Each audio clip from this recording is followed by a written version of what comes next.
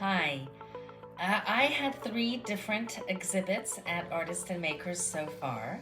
My first one was in 2016, and it was actually my first solo exhibit ever, so I was so excited, beyond the moon, over the moon.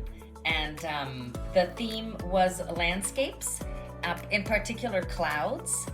And it was a wonderful time. I had a great time painting it. I thought the show was a really big success. The paintings were kind of imaginary. It was called The Landscape of My Imagination. And I would find images of landscapes and then incorporate my interpretation, and every painting included some sort of cloud element. So that was a good time, so much fun. And then in 2019, I did a show called Be Still My Life, and it focused on still life paintings or moments of stillness, like looking out windows, that sort of theme. And that was super fun. That was in the big gallery, and I got real scared that I wouldn't be able to fill it, but I ended up doing okay. And in the center of the space, I set up in bits and pieces of my various still lifes. So I got to do some sculpturing too. I thought that was a lot of fun. And that was a great time. And that was December 2019, so right before COVID hit. So, and then lastly, just last year in 2022, I had a show called Strange and Beautiful, and it was just a variety of different people and places that, maybe something was a little quirky, a little off.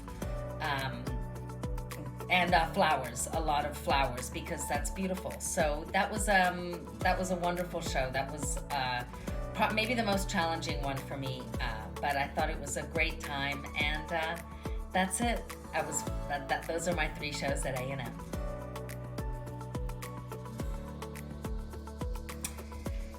I think my favorite part about exhibiting at A&M is perhaps it's the relationship I've established with Judith Olivia Hartsong, but we get along wonderfully, and I feel like Judith really believes in my work.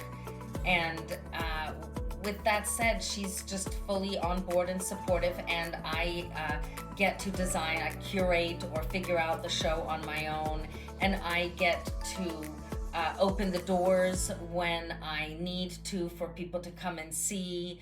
I am allowed to just, go hog wild with my marketing. And I just feel like it's an open door policy. Like for the time that I'm showing there for that month, that is my space to work with and work however I want to. And I've always had a wonderful time there, very successful.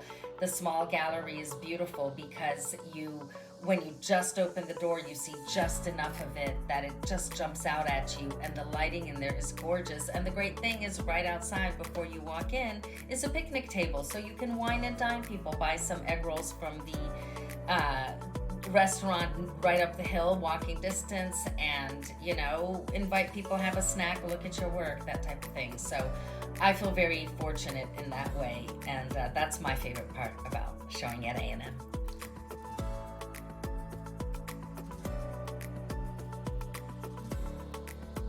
When I first started out, late in the game, in my 40s, I was drawn to quilting onto canvases. I couldn't contain myself when I finally made my way to painting and working on a canvas through a variety of extra adult education, classes, all artsy, creative ones. But when I made my way to painting in the canvas, I just wanted to quilt, so I made big, huge, abstract pieces with beads and fabric and acrylic paint and thread and whatnot. And then I decided to matriculate full-time into school, and I became intrigued by representational because I was never a great drawer. I still don't draw that well, great drawer.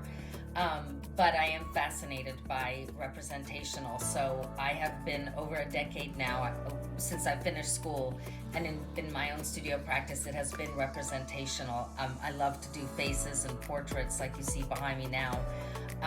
However, I recently got back to the abstract, and I'm excited because I know now that I'm back, I have to be in it as much as anything else. So I've got both elements going now, and I'm excited to see where that takes me. That's where I am at the moment. So you're gonna see some more abstract, but you're gonna continue to see these too.